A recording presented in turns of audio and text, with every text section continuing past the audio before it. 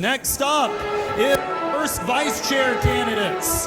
First up is Salleigh Grubbs, the current over 80,000 chair and previous Cobb chair. Thank you, Salleigh. Thank you, Alex. Thank you all for being here today. First of all, I would like to say to the volunteers, thank you for having such a great convention and all the hard work. And number one, I would like to acknowledge the beauty of the flowers that we have here today. There's a very special lady, Miss Jan Weaver, who did that. So can we please give her a round of applause? She's very near and dear to my heart, and just a wonderful example of bringing beauty into someone else's life, and I appreciate that very much. The second thing is, can we also clap for the fact that President Donald J. Trump is our president? It is momentous that we were able to get here to this day. So my name is Salleigh Grubbs. I'm the former chairwoman of the Cobb County GOP. I'm the current over 80,000 chair on the current state executive committee, and it's been my honor to represent the values of the GRA. As a lifetime member, I joined in 2021 because I felt like the values of the GRA needed to be exemplified throughout the Republican Party. And I will tell you that I very much appreciate Mallory Staples and everything that she does with the Freedom Caucus. We do need more principled elected representatives in our government. And one of the things that I'd like to tell you about is grassroots involvement.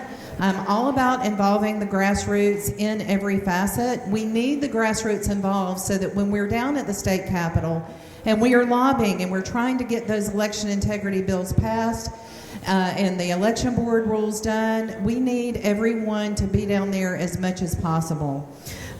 This is my card. My website is rallywithsalleigh.com, and on there you'll see the things that I believe in. One of the things that I believe in is the fact that if we have a weak Republican Party in Georgia, it weakens Georgia overall. Mallory was exactly right in what she said in this big business stuff. We need good manufacturing in Georgia. We do not need more battery plants. We do not need more green agenda stuff in Georgia. We need good, solid farming practices. We need good, solid jobs for our people. But what does it all come down to when it comes being part of the GOP? For me, it's all about servant leadership. Number one, I want us to serve people in the party and to do the right thing. Also, election integrity. Fortunately, this past cycle, I'm sorry, I'm at the stop, so it was hard for me to see you, Chris. I apologize. Anyway, check out my website, rallywithsalleigh.com. Thank you. All right, thank you, Salleigh. Next up is Lisa Pierce. Lisa, come on up. You have 2 minutes.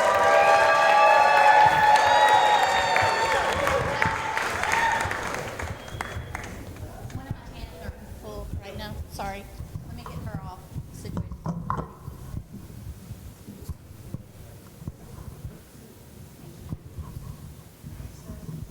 Hello, my name is Lisa Pierce. I'm the current Upson County chairwoman, and I'm running for first vice chair. I'm a Christian, a wife, a mother, a grandmother of 2 beautiful granddaughters and 1 grandson on the way. I've lived all over the state, including the state of Cherokee, or the county of Cherokee County. For 27 years, I worked in the healthcare industry, traveling all over the state, working in the big and small cities. So it gives me a unique perspective of the wants and needs of both the urban and rural communities.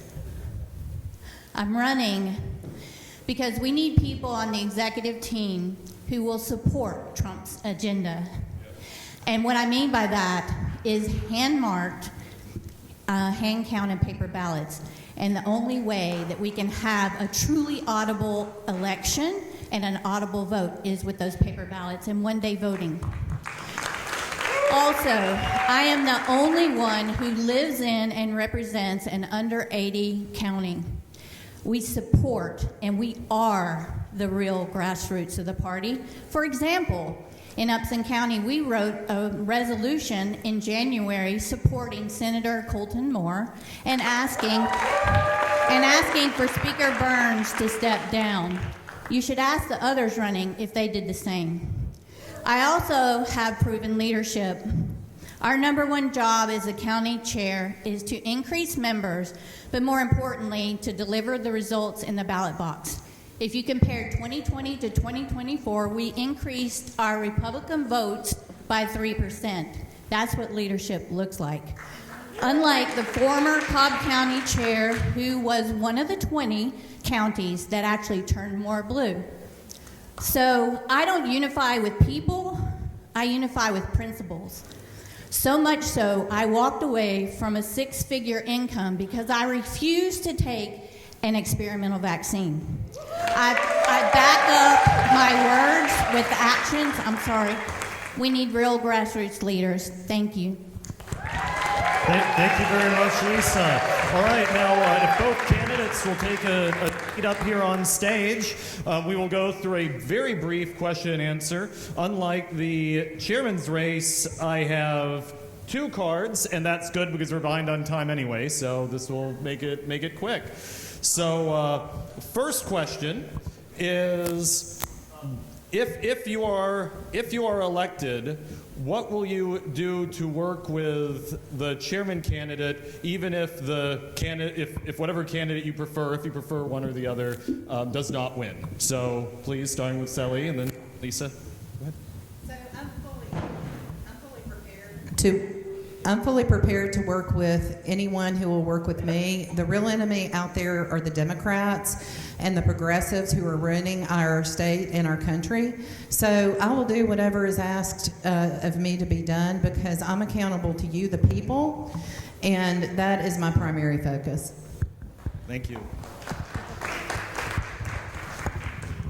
I will give the same answer. It doesn't matter who wins. I'm here to support you, we the people, and I'm here to support the chairman, whoever that is. All right, and starting with Lisa, what is your plan to eliminate the QR code and restore lawful elections in Georgia? Well, I always give this analogy. I'm a farmer, and I feel like how you get control of a bull is you put a ring through their nose and you pull them around, right? Well, right now, unfortunately, the Georgia GOP is being led around by the legislators, and we need to be the ones that puts the ring through the legislators' nose and start leading them.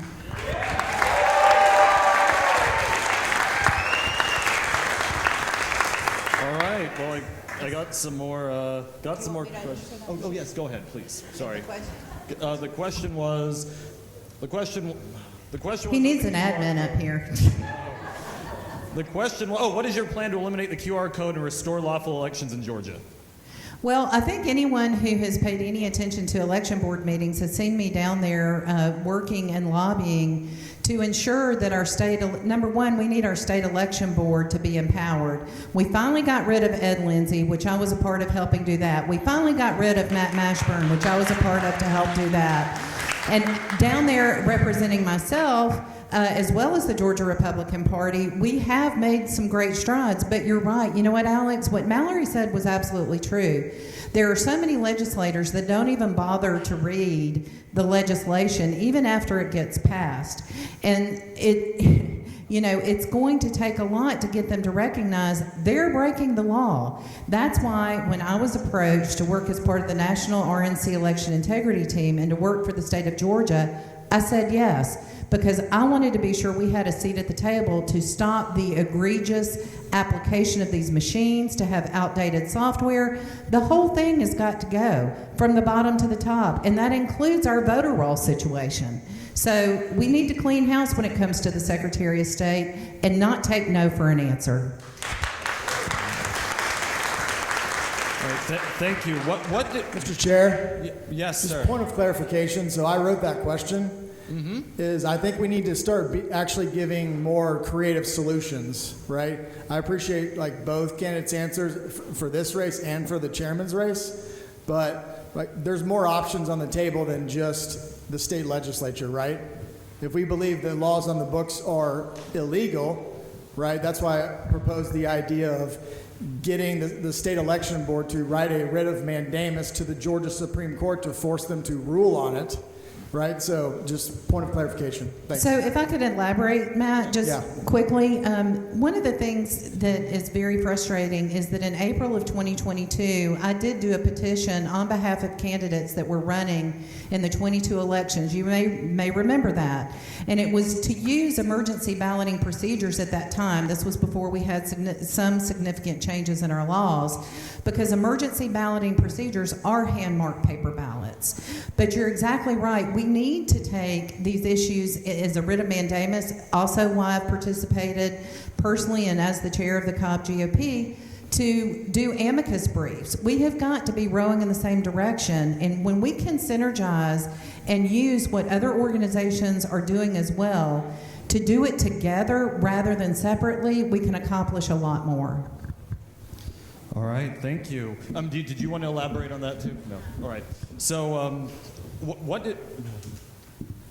do you think that the Georgia GOP should take issue a resolution or take a strong stand regarding what happened to Senator Colton Moore? So you can go. Since you talked last year, you go first. Then Lisa. Okay. So I think that what happened to Senator Colton Moore was egregious. I think it was disgusting. I think it was a violation of our Georgia Constitution. That is why, and there are some people in this room I was in contact with the entire time after that happened. I actually was down at the State of the State speech when that happened to Senator Moore, and I absolutely think that there need to be steps taken to ensure that, number one, it never happens again, and I'm all for accountability with not allowing a legislator to walk into a chamber as the duly elected representative of his district. So, as a chair in a small county, we actually took the step to put forth a resolution to say that we were completely opposed at what happened to Colton Moore, and that Senator John Burns should be removed from the Speaker of the House and should be removed. And so we took those steps. Did you? So I guess I'm allowed to answer that? Yes, you're definitely allowed to answer. So there was a resolution that was prepared. Leroy Emkin is here, who is the chair of the Resolutions Committee. And there was a resolution that was prepared and presented. And we were in the process of scheduling, and because of our rules, the construct of our rules, there has to be an executive committee meeting done first. I know some people might not want to abide by the rules, but we actually try to abide by the rules of the committee, because the rules of the committee are the voice of the people. I am all about the voice being heard.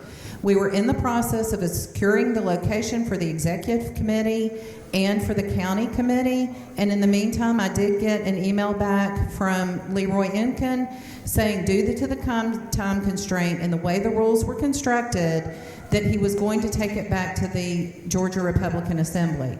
I'd also like to point out, in Cobb County, we are a little bit different in Cobb, as one of the counties, which, by the way, to your point of what you said the other day in Gordon County, we outperformed most of the metro counties when it came to the 2024 election. I would encourage anyone to look up that data. But to the point on the resolution, I completely support a resolution addressing what happened to Senator Colton Moore. I am sorry that that didn't happen before it was withdrawn, but that was something that was out of my hands at that point, because we do have rules to address that. Right, thank you. Next question. What is your definition of grassroots? Grassroots are you guys. Grassroots are the people that get out and do the door knocking and the phone banking and all the hard work. And that's why I really support your voices being heard. Grassroots are the voice of the party. Lisa. So what I think of grassroots it's we the people. It's the people that go out and do the work. It's the people who stand up and are willing to stand up even when it's hard. We are not the go along to get along. We're not going to the cocktail parties. We are the ones that are doing the work for the people and putting the people first. That's grassroots to me. Point of information, Right. Mr. Chairman. Yes. You took that other gentleman's question from the microphone. Will you take mine? They need to be submitted up You here. took that other gentleman's question from the microphone. Point I of didn't order. have a choice. If I could shut off microphones, I would shut them both off. Let's have a even. If the chair resigns, why are you qualified to fill that seat until a new chair is elected? Thank you for that question. Okay, so before I became a farmer, I was actually involved in very large corporations. I helped run, and I also ran multi-million-dollar territories. So I have a lot of business experience in formulating business strategies and tactics to ensure that we win. So that has given me a lot of confidence that if something happens to our chairman, I have the ability to step right in and push us forward. So I respect the business experience. I too am a business person, having run manufacturing companies, currently run a manufacturing company. I will say by comparison that apparently Ms. Pierce is new to GOP politics, and there's no crime in that. I was new as well in 2021 when it came to the organization. She comes from a county of 27,700 people. We have almost 800,000 people in Cobb County. It has, there are some countries that don't have as many people as we have in Cobb County. As the over 80 chair, I've been able to galvanize the county chairs together to have great communication, to do the things in oversight for our for the election day operations. We were able to fill every single polling precinct. We have 148 precincts in Cobb County that we were able to fill seats for in poll watching. It's mobilizing a huge operation. So stepping in for someone who is the chair, number one, people are under some misconstrued impression that if something happens to the chair, that would automatically make the first vice chair the chair, only for a temporary basis until another election could be had. So for one thing, that needs to be clear. It would not make that person the chair. I'm fully able and competent to step into that position to be able to run an election for the next chair. The final question that I will ask, I guess there'll be a two-part question. I'll try to ask both of these at once. As first vice chair, counting ballots, as it did not this past session, what will you do to advocate for it? Will you call an EC meeting to address it and formulate a plan? And I added on, would you criticize elected Republicans? Absolutely, and I have no problem criticizing elected Republicans because the Jeff Duncan removal happened because I'm the one who made the motion at our EC meeting. So kind of speaks for itself.